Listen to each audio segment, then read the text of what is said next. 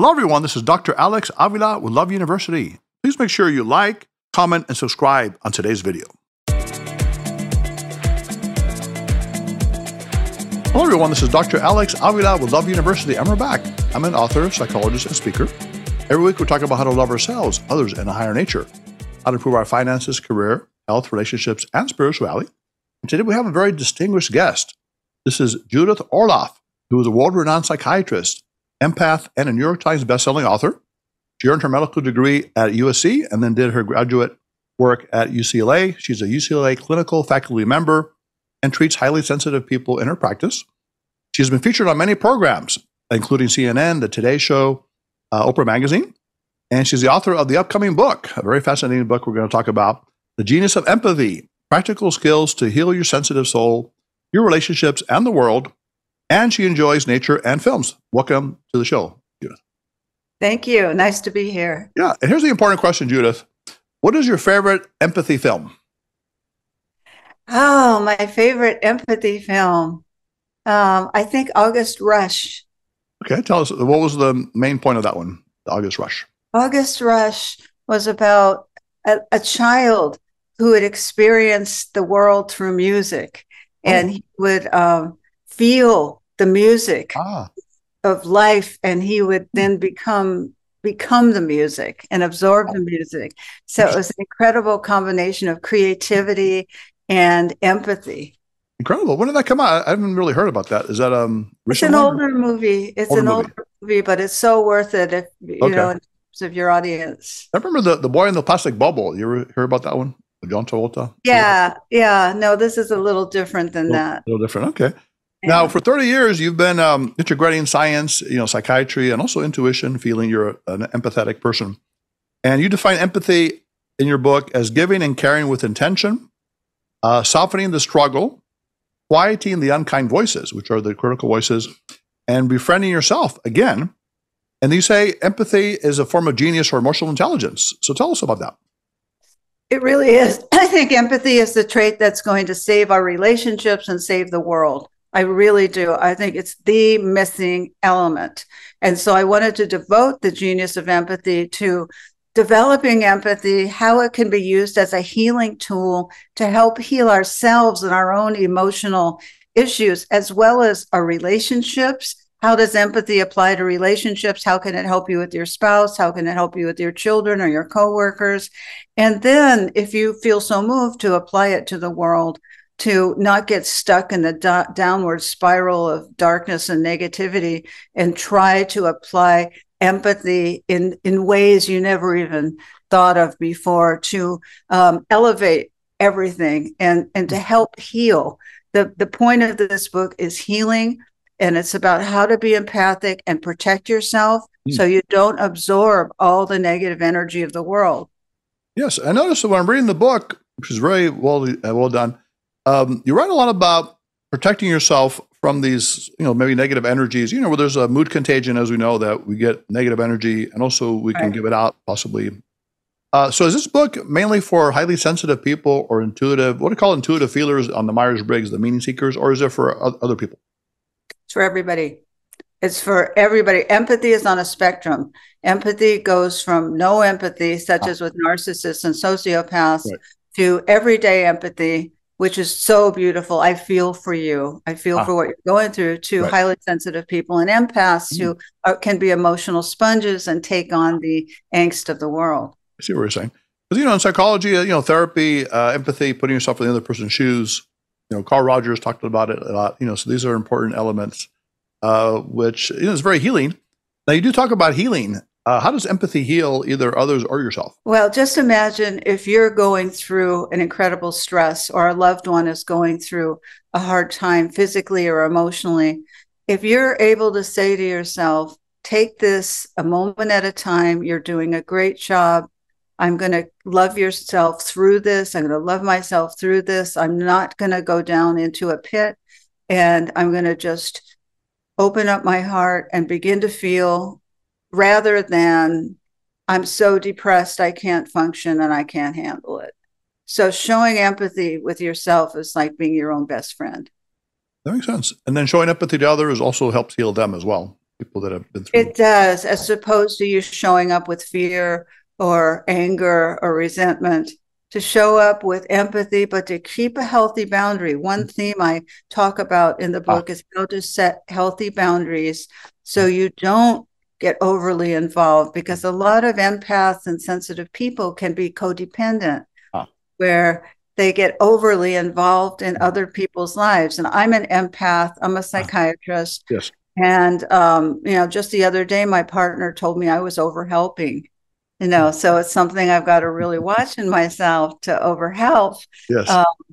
But we need to have these open dialogues. That's the thing about empathy, is you need to say to one another, no, it's a little bit too much empathy. You can smother someone with empathy too, which isn't what you want to do. So you want to an equal balance so you can have a big heart, but yet protect yourself and not get overly suffocating others with it. I'm kind of wondering, I think it was Elaine Aron that wrote, was it The Highly Sensitive Person, that book a while back. So I'm kind of interested, I worked a lot with shyness. I wrote a book called The Gift of Shyness, how shy people have sensitive traits and other things. But, obviously the self-conscious, the self-observer is what holds them back, self-critic. But the idea of genetically speaking, they say that a certain percentage of, children, are shy and then they become shy adults. I'm kind of curious about empathy as well, because you seem like you've always been that way, I think, from what I understand, empathetic. Do you think it's somewhat genetic in some ways? Or what's your feeling about that? In the book, I go through the neuroscience of empathy, and there are many beginnings of it. There can be temperament. The baby come into the world and they just they're feeling everything. Inhibited.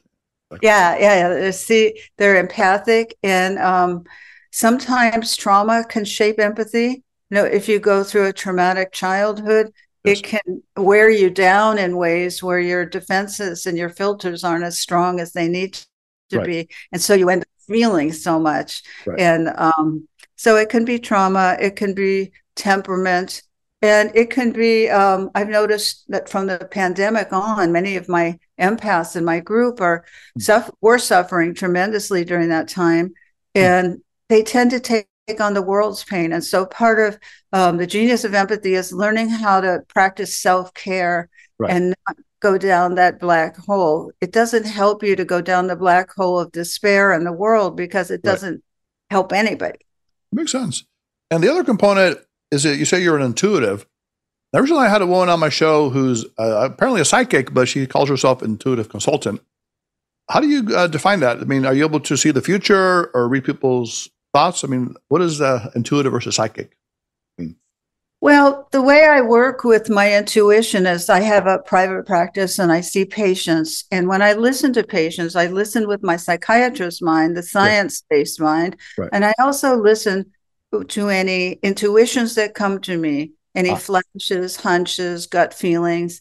And I incorporate that with the more linear knowledge that I get. So I use both. I see.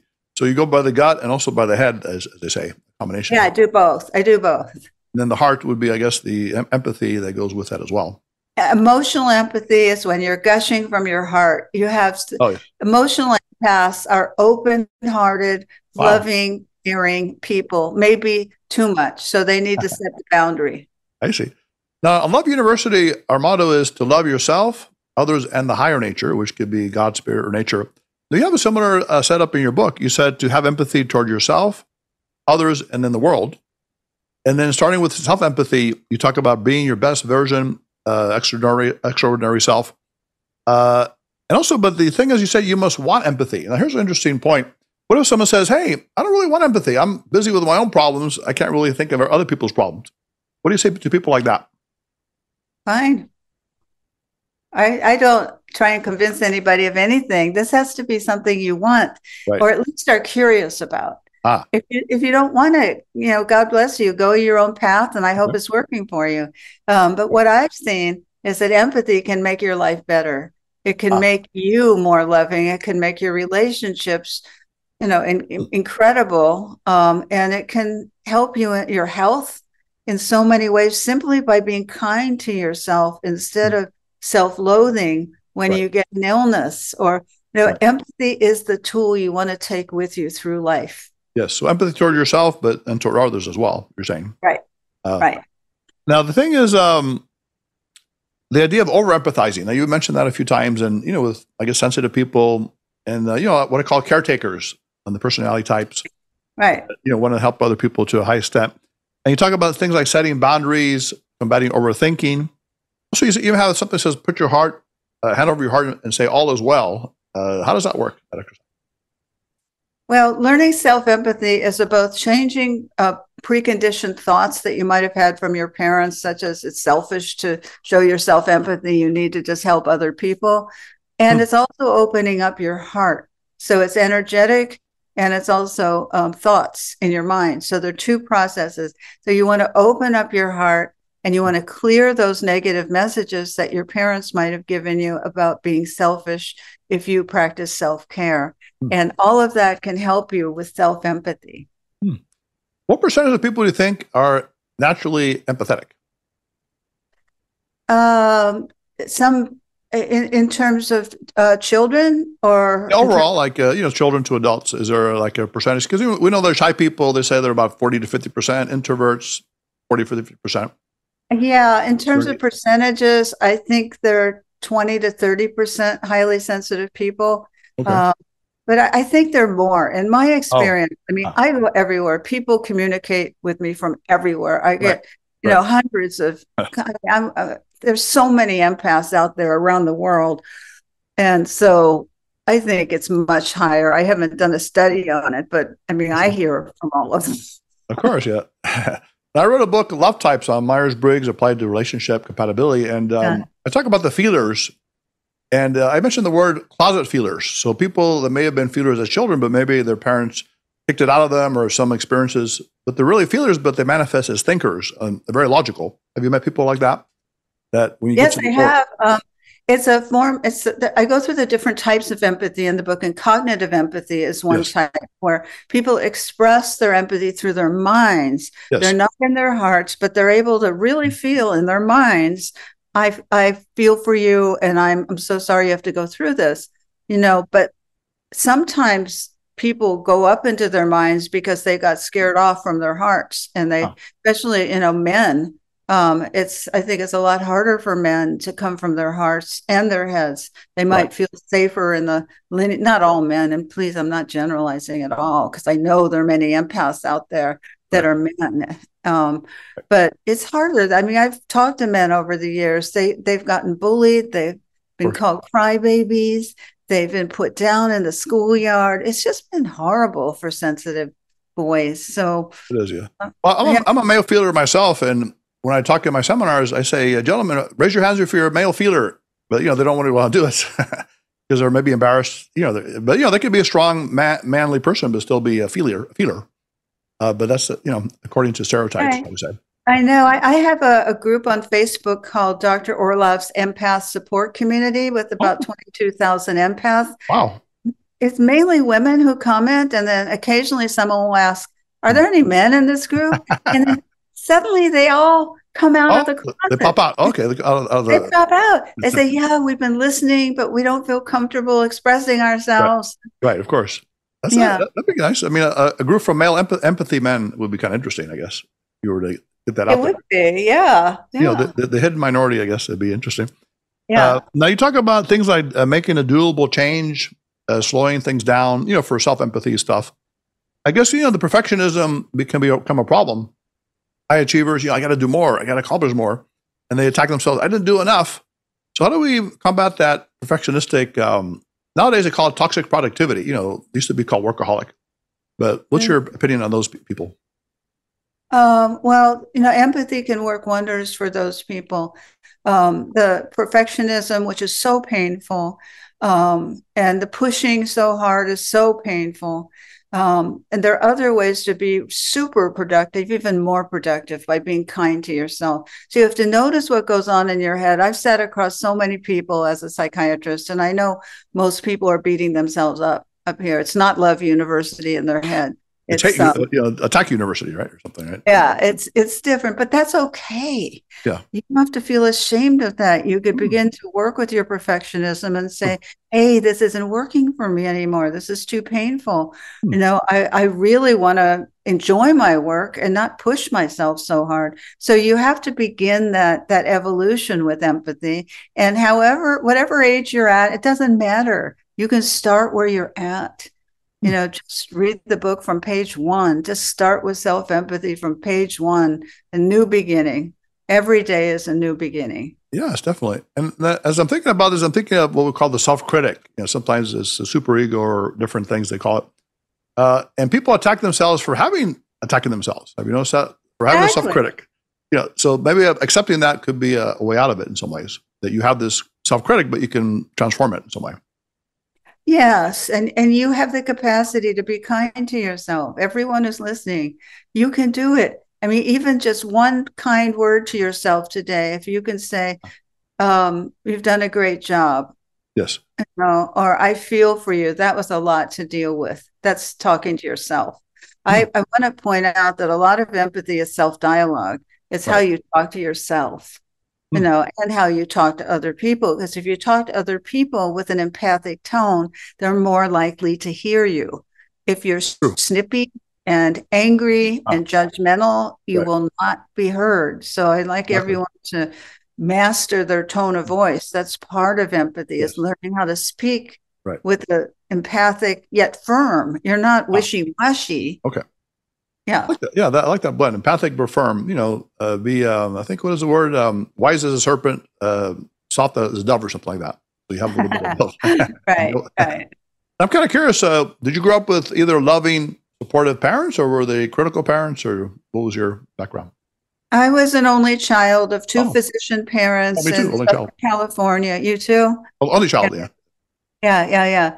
And I have 25 physicians in my family, and I was a little girl, who was really empathic and intuitive. I got hurt very easily, and I go into shopping malls and crowded places because I feel, like I absorb everything, and I'd walk out feeling badly. And my parents said, who are very loving, said, you need a thicker skin, you need to toughen up, you shouldn't be so sensitive. Okay. And so I grew up believing there was something wrong with me. But my parents were very loving, well-meaning, but gave me the wrong messages about this. I see what you're saying. So they were loving, but like you said, they didn't, I guess, nurture or understand your sensitivity at that time. No, they did not. They did not. And did you follow a spiritual path or some traditions growing up? Oh, well, growing up, I was brought up Reformed Judaism, but my path as an adult, the past 30 years, has been Taoism. I have a Taoist teacher. Interesting. Yeah, because I know some of the Eastern approaches you're saying, talking there, very interesting here. And the idea of dealing with other people and conflict. And one thing that's interesting, I work also with Aikido and some of the martial arts philosophies in dealing with problems, is, in Aikido is basically you harmonize with conflict. So you join the person, and then you lead them. So someone's angry at you, you might raise your voice, but I really understand you're angry at me, but then you lower it down. Let's find a solution. Yeah. So do you endorse those kind of ideas? I do. I mean, so much so about harmonizing with people. Yes. And, I quote in the book, The Art of War, where he talks about, you want to avoid war and conflict at all costs. And if you do have to go to war, it's proper to be miserable about it and realize it as a sort of failure that nothing else worked. And so that's the proper attitude to have. It's not, hey, we're going to war. It's this is misery that I have to contribute to this. But it's necessary. It's the only thing left. So you don't want to get there. War at home, war with your family. You don't want to make your family into the enemy, or your friends into the enemy, because it's so easy to do that. And you have to try to find empathy. You need to go off by yourself if you're having a conflict with your family or a friend and not aggravate it. You need to regroup. And so that's an empathic strategy for people to learn, not to just keep hammering and get into old arguing habits, as arguing isn't really going to help anything. You need to take yourself out of the situation for a while. Just try and remember that. Yes. Don't just keep hammering it. Right. They call it the time out in relationships. Take the time, go shopping or work out and then come back and talk about it. And you say respond, don't attack also. And I'm kind of thinking about, unfortunately, we have real wars in the real world today. Can empathy help with those wars, do you think? Empathy can remove war. If we can have empathy for each other, which would mean a lot of diplomacy in a different way, an energetic kind of diplomacy, not just an intellectual kind of diplomacy, but energetic and from the heart, you can have different outcomes. It's true, human beings have a warring nature. We have a dark side. That's, surprise, surprise. But we can tame it. And if people were educated about this, and you could tame the parts of you that, want to kill, and, because you're so angry, you want to kill. I just, gave in my online course that I'm giving on empathy, a woman shared she was just enraged that, she was betrayed by her sister before she died, and she felt like killing her family, and I'm like, I totally understand those feelings. This is how we feel, but you don't act on it and in any way. And she said, of course not. Right. But you have to admit that part of yourself. A lot of people have a hard time admitting, I just want to kill somebody, that natural feeling. You spiritually bypass that to, right. Oh, I forgive you, before you deal with the actual energy. And if you don't deal with it personally, collectively, we're never going to deal with it.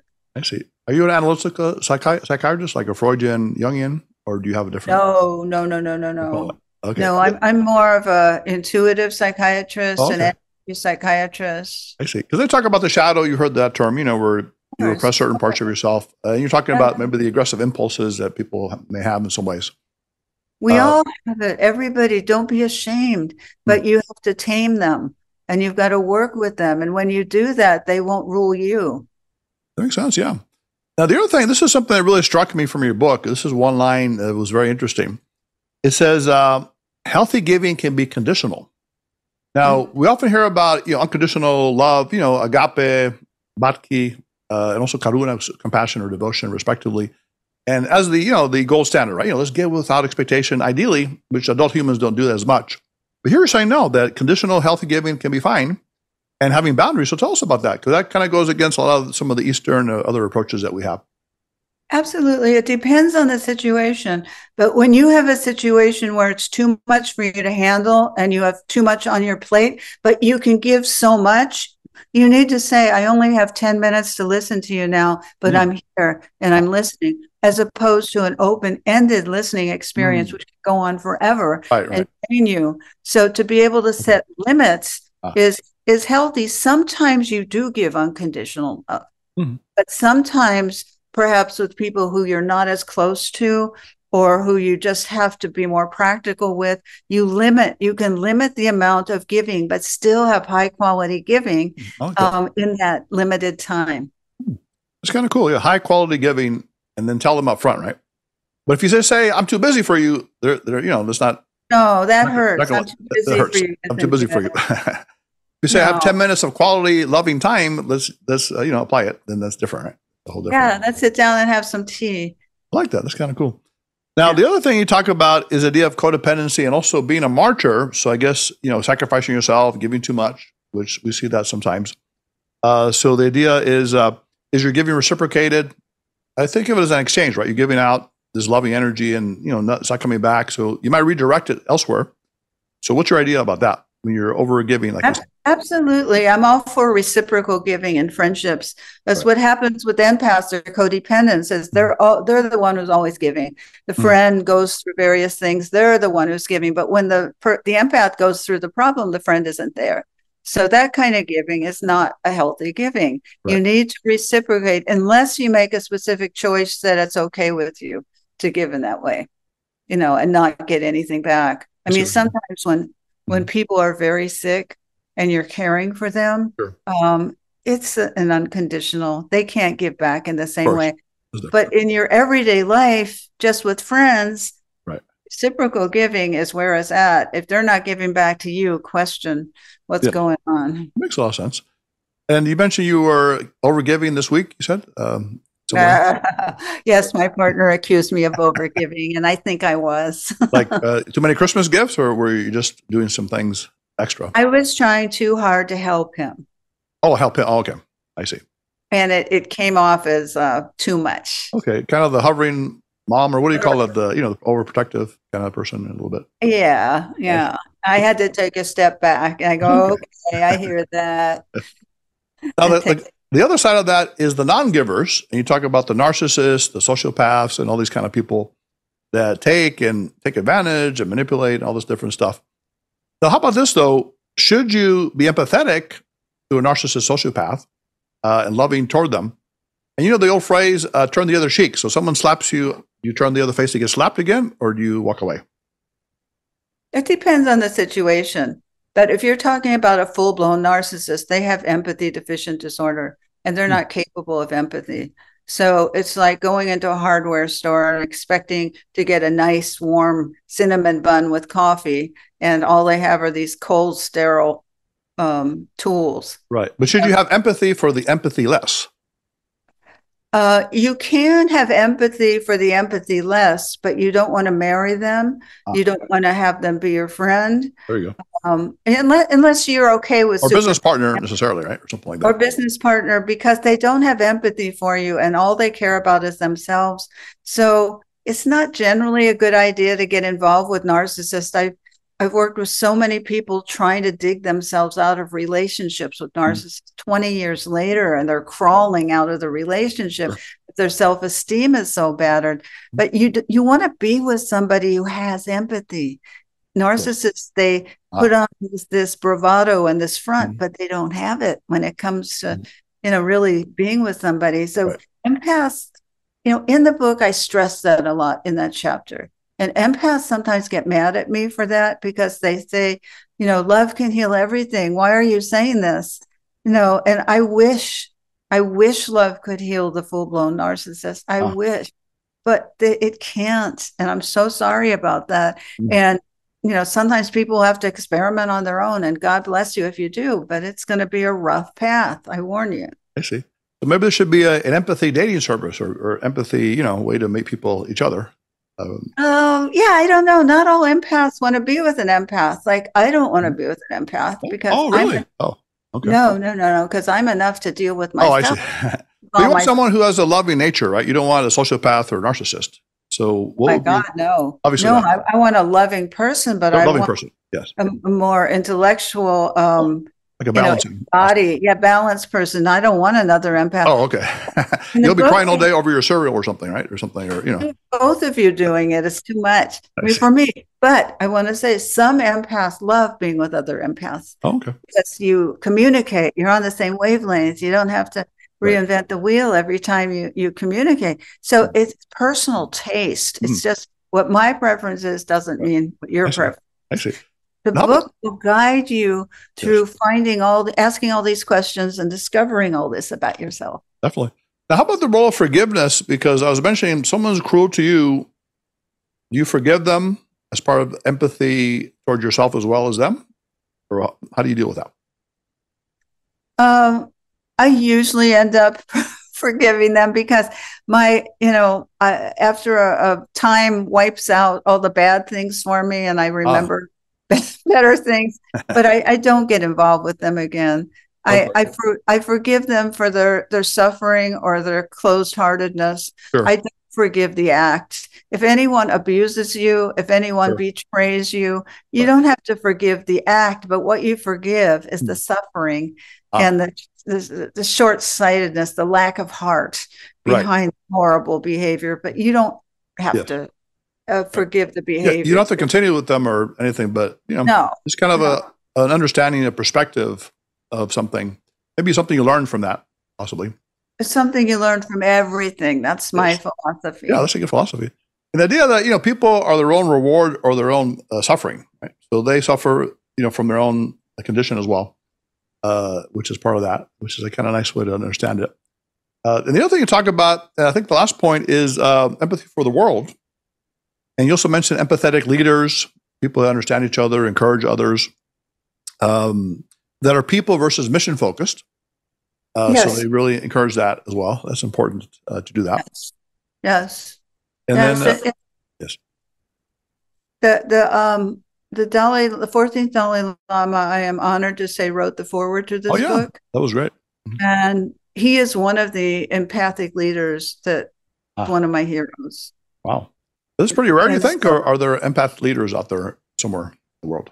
No, they're empathic leaders. The former Prime Minister of New Zealand was an empathic leader, Lucinda Ardern. And she was wide open with her empathy. I see. And very, wonderful to see. Yeah, I had Marianne Williamson on here when she was running for president, and she talks about politics. I think you know her, right, Marianne? I do. Yeah. And she's, I guess she could be considered an empathic leader, I would think. I think so. I think she has a real feeling for everything. I like her very much. Exactly. And then the idea of the power of we, I think you kind of conclude things. We're united in the world, we're all human. We all have the capacity to love. And there's a meditation you probably maybe have practiced called Tonglen. Tonglen is when you inhale the suffering of others and breathe out compassion, which is a very high form of empathy, I would imagine. Compassion is taking action, right, based on empathy. Tell us, how do you see we becoming we through empathy?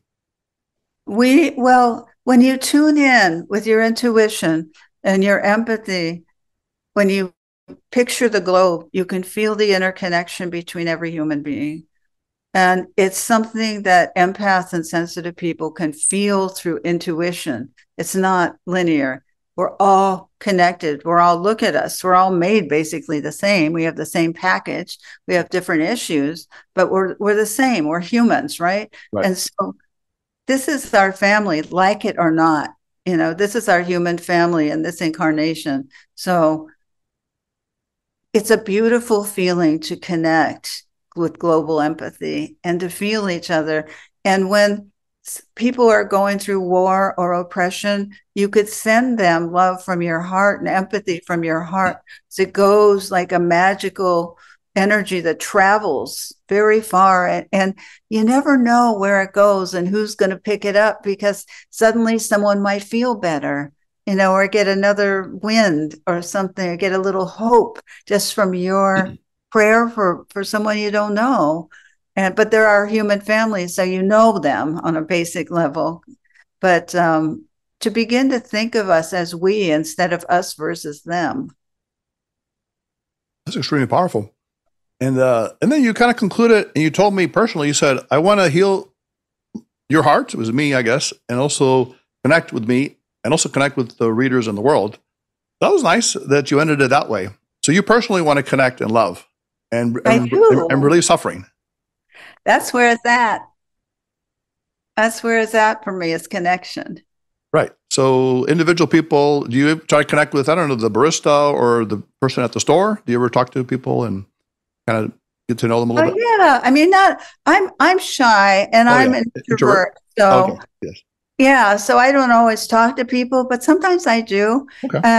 And if I feel like it, I'm not over chatty with people, but I hold a space of heart, but I like being silent a lot, and so I'm not really an extrovert, so I don't talk a lot, but the energy I give off, I hope it's a good one. Yeah. I mean, I say be like the sun, the sun shines on everybody, the young and the old, rich and the poor, and the attractive, not so attractive, but the sun, some people don't like it and they cover up, but the sun doesn't get mad, right? It just keeps shining. And some people love the sun. So I guess smiling at people, saying hi, and, I guess internally extending that loving energy, right? You do it internally. You are. I let people go ahead of me in lines at the market, because that makes them really happy. They can believe it. You're practicing patience at the same time, right? Plus, it makes me happy to let them in. Oh, wow. That's amazing. That's incredible. Yeah. I'm thinking of adult relationships, we don't have it much, but I know with parents and small children, there is that kind of unconditionalness, love. And also with animals and humans, it's like dogs or cats. Right. Do you like animals at all, or dogs? Oh, I adore animals. I adore animals. You have one with you by any chance, a dog or anything? I have a lot of stuffed animals. Oh, stuffed animals. Oh, okay. What happened to them? They became stuffed after a while, or? No. But my stuffed animals are alive too. I mean, interesting. Wow.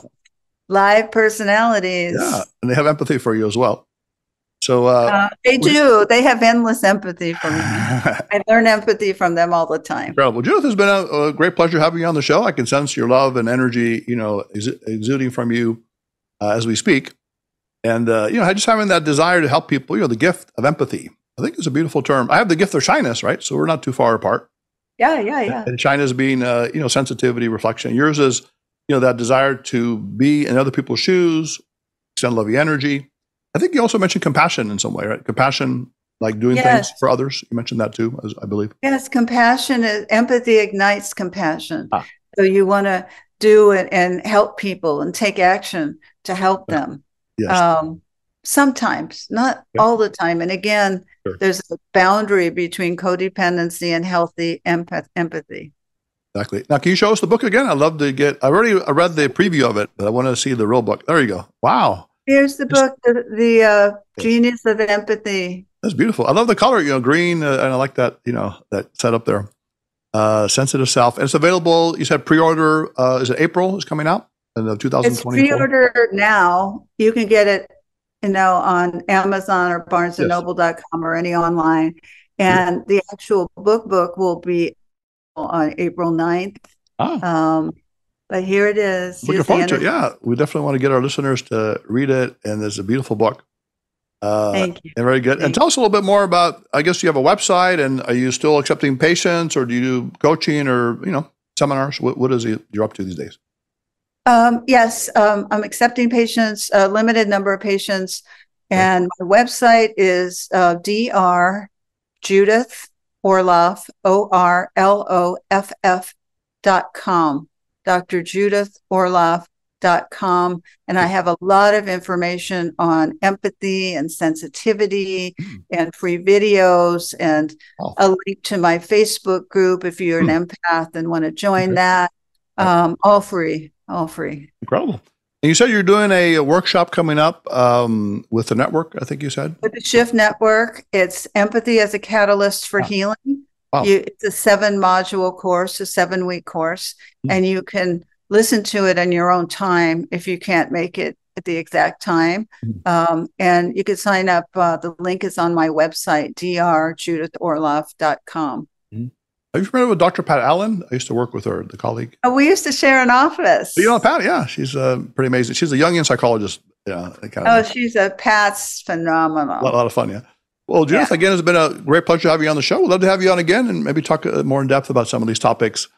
And the idea is, extending this loving energy, like you said, the empathy throughout the world. So, toward yourself, others, and toward the world, I think is a beautiful concept. And, raising the empathy set point, I guess, if there is such a thing, where we can increase it based on... always, more and more and more empathy. More and more. It's fantastic. Well, it's been a pleasure. This is Dr. Alex Avila of Love University. If you want to comment on today's show, you can reach us at 310-226-8090. Visit us at loveuniversity.love.